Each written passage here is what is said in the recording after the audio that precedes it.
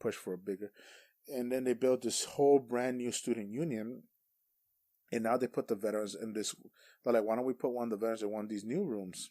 And everybody started talking about it. And I remember going back and forth, talking to the person in charge, which was one of the financial aid directors and everything. They're like, this will be a good place to start. They're like, well, I don't know. We'll take into consideration. And everything happened so quickly that now, like, they've moved them all into this new room, into the VRC, and they're like, all right, this is a good start, And then I got hooked up with some of the veterans from the VRC, and one of them his name was Carlos. And then we started realizing, like, hey, we need more help. Because at the same time, we were also dealing with this program called the VRAP program, which is like for older vets. Like, we're bringing in guys from like the post-Vietnam era that they didn't have no jobs. It was just a bad program to begin with because they didn't really like establish like good fundamentals. They just threw money and they said like, here, go to school. There was no training, no nothing, but I'm not going to get into that. So I started also helping out the VRC, and we started, my buddy and I, we started like running around. Like his job was to start the vet club. With the new coordinator, she wanted to build the VRC, and that's kind of how it all began. Like, how do we build this? Yeah. How do we advocate more? It started, I remember the first Veterans Day celebration that we had, the first Veterans Day, like anything. But like, how about we start identifying like a lot of the veterans? Like, we give them a little ribbon, on Veterans Day, and just for the whole week, and they could show their support, and we could do like a little like ceremony, maybe just in the VRC, like a cake or something. And again, I'm bringing ideas that were like ceremonies that were used in the Marine Corps because this is what I knew. Yeah, so like the Marine Corps cake cutting. I know this will be a good way to like kind of like segue into allow the help of the other branches and figure out like, and then that's how we started building. Little by little, we started acquiring little things. Like, we saw, like, well, is anybody using, like, one of this equipment? They're like, well, it belongs to so-and-so. But I'm like, but it's been sitting here for a whole year. Nobody's using this TV. Nobody's using this, like, DVD player. It's just been sitting here for a whole year. Well, they use it sometime. I'm like, look, if they want to use it, let us know. We'll just put it in the VRC for now. So we brought in this thing. It's been there since we left it there. It's still there today, which is so funny. And we started like while everybody was waiting, because everybody was getting agitated with each other while we're trying to do, like, trying to pull out their files, figure out like, hey, this is what you need to get to classes. And every time something came up, they're like, hey, do you guys need help? They're like, yeah, could you help us out with this file and figure out like what do we do with this person? And even we would stay like nights just trying to like clean up the mess that like the VA had created. And after a while, him and I, we kept walking around with other veterans too. Like, we started networking. That was the first time we really networked with other departments. Like, that we realized they were very supportive of military vets. So like, and they're like, hey, and then so once they told us, oh, you guys have all these scholarships, right? They're like, no, and they're like, fine. We'll get you applicants. And we started freaking passing them out to everybody one by one. Like, here, fill this out. Like, we'll tell them, like, hey, just fill this out. You haven't done this already? Bring it back tomorrow and we'll finish it out. Like, we started filling out their applications for them and everything. And same thing, we started working on their benefits on the computers. We're like, hey, we need more computers. And that's how we started getting a lot more veterans involved. So like the more veterans we help, the more support we're going to get. And so we got to be able to teach each other to be able to help each other later on. And that's kind of how we started building from there, to a point that they took away our verifying official for a good 6 semester, like a good semester, 6 months. So the VRC at LACC was being run by only the veterans, the student veterans. And we're doing all the certifying. All they had to do was sign. And then we came up with brand new ideas. Like, now that we have this TV, can we connect it to a laptop? They're like, why? So we could freaking show them that if they don't have these requirements met to get their benefits, then they could look over this checklist. So if they see that there's something missing, they could come back instead of wasting our time and us telling them, oh, you need this. And we started putting all the stuff all the programs, what each program meant. We tried to explain. We broke everything down as Barney style as possible. Yeah. Anytime we had an event, we told them to start bringing in pictures, start decorating because it was all white wall. There was nothing on the walls, and we started like bring in whatever's, we'll put in like other stuff. We started putting the branches. We make sure the coffee was set up. Even the guys that were there at the time were bringing in. Now, you're not working. You're not getting paid at this point. You're just a student. Yeah. Uh-huh. And we're like, okay, let's get the club started. We need more support. We're running out of we're running out of. So then finally, they hit me up.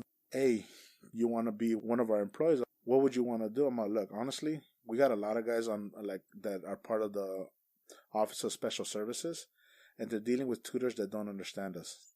I'll go tutor over there if I have to. Like, if you want to pay me, go pay me to be a tutor over there. Then, and that's kind of where it started from. I started tutoring all the veterans that had disabilities, and I realized that we had more benefits for veterans. Or like that's how we started spreading that word. Like, yo, you guys that have TBI and that are having issues like focusing, there's a special room where they give you extra time. They give you more. We started spreading these resources to the point where we're running out of manpower to be able to supply all these things. And that's kind of where it began. And then we realized okay, now we need to start graduating, because if we don't graduate, these guys are gonna think that we're just here forever. Mm-hmm. A lot of our guys wouldn't graduate, and I'm like, no, we need to start transferring people out, because we need to show these guys that how to transfer out and what opportunities are available, because we don't know what's out there. As far as we know, nobody's ever come back and told us what's out there. Mm-hmm. So some of us need to get the hell out of here. Mm-hmm. And that's kind of where it started from. When I showed up to CSUN, my coordinator that was at LACC gave me a recommendation to work at CSUN. And that's kind of when I first started getting involved at CSUN. And because I saw how much issues they were, and the fact that the VRCs are a growing project that that still hasn't it's barely touching the surface now, barely now finally pushing hard. Is I want to keep this momentum going. Yeah. If we get it, I saw that there was a good already a good support going on at CSUN. How do we take it to the next level? That was my main with everything in my head though. How do we take it to the next level? How do we make this stronger? How do we make it to this is the go-to place for every single VRC across for now Los Angeles, and then we'll talk about the states later, and we'll talk about the JCs later. Where do we build from there? So how? The main thing is being able to have, because the space is there for a reason. The space is. Well, let me interrupt. Okay. And let me ask this first. What do you want student vets to know that are not at sea? Because we're getting into a conversation that deals with a project that you're working on right now, which is an outreach to JCs to educate them on the process of transferring, the benefits available, right? First off, how did you come to find out all the benefits available? I think it started off with just, to be honest with you, just talking to a lot of different vets. So having conversations in networking. Yeah. I guess the main idea is we gotta stop thinking that someone else is gonna take care of us. Yeah. Absolutely. Because 1,000%, yes. Because at the end of the day, nobody understands. First of all, nobody understands our experiences outside of the veteran community. The veteran community knows each other better than they know themselves. And that being said, so how do we expect them to help us if we're not able to put the work in ourselves? And with anything, and that's something that the military teaches. If you wanna better yourself, you need to put your work into it. You want to get stronger. You need to do more weights or something. Or same thing. You need to put that work in. So how do you expect for a veteran community to grow if you're not willing to put that the advocacy? No one knows and no one cares about what the issues are until you bring them up and you have a whole group of people saying these are the issues and here's your solutions. You got to find an issue, but you also have to find a solution. You can't always complain about everything without having a solution. Yeah. And that's kind of where I come back to the mindset. Okay, we have this problem. Let's say we have we have all these veterans that are not graduating, but the question is now how and what are the options to fix that? What are the issues and how do we fix it? I think our biggest problem is that I've seen was that everyone complains about an issue, but nobody wants to think about the solution. Yeah. Yeah. And then once the solution is brought up, nobody wants to work to get that solution available. Yes. And that's where it becomes that, like, where we need to start taking responsibility as a community of veterans. Well, I'm having issues with, homelessness, or let's say, a good example. We'll do housing. Veterans are coming in. They don't want to live in the dorms because a bunch of kids are like 18, 19-year-old that don't. They want to party. They don't want to, or sometimes they don't want to study. You have those that do want to study and everything. Yeah. But you have to be able to pick them right. The maturity level is completely different. So how do we? And then at the same time, we have veterans that are coming all over from the country, and some have families. How do we address that issue?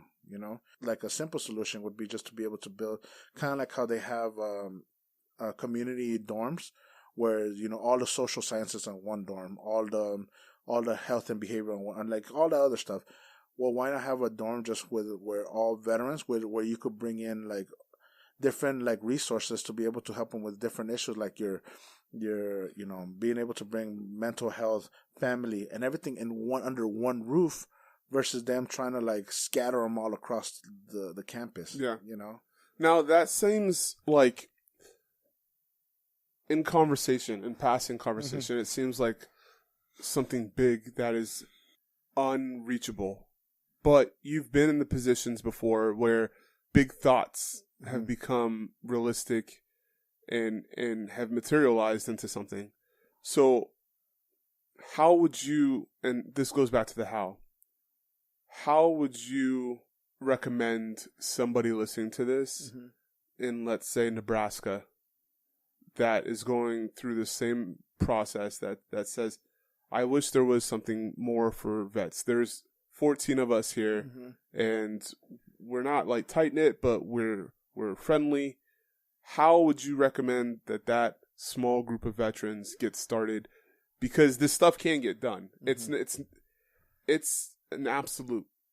If you have an idea and you put in the work, just like you were saying, you gotta work the muscle to build it up. How would you recommend that vets in other areas go about this process? Okay, I think the best, like the way it helped me out in the past, I start with one person. Like I don't, like you said, maybe there's like a 14 that are not that close knit. Look for that one person that has that same drive, or not even drive, but maybe the same problem, and then getting your voice heard. And I think that's gonna be the hardest part, because a lot of times they're like, well, there's only two of you, but they're like, sometimes all they need is just to start with two people, maybe even one person, because what it is that word of mouth. Like, maybe I have access to only a limited amount of resources, that person that might have the same issue that you partner up with might also have that, like maybe have different resources available. Like they might have a different network, like they might have different people. Doesn't mean that they're in the same field. They're just like, all right, cool. And that voice gets spread. It always starts with the how, and it always starts with, okay, once we know who we need to talk to, like get that voice constantly heard. Like, they're like, do we need to go talk to AS? Is AS like, the Associate Student Government of whatever campus you're from? They need to be first out to understand that this is an issue that we're having. If that doesn't hurt, then go to different committees and listen to what their issue is. And a lot of times it's going to be more, you have to start with something small. Small attainable goals. Can vets be considered as, like the LGBTQ community? It's a small community that they rate XYZ, or they're small enough to say, we're a small group that we deserve rights to. Are veteran groups, do they fall into that category on campuses? They do, because they are a protected group. And so because even within our school, they have to add that language into saying that they are a protected group, because they run into like you could use the Vietnam era issue, like where they came in and they were mistreated, and they brought a very hostile environment to a subgroup of people, and a minority group at this point. And also what I would bring up is like, if that doesn't work, you also understand that the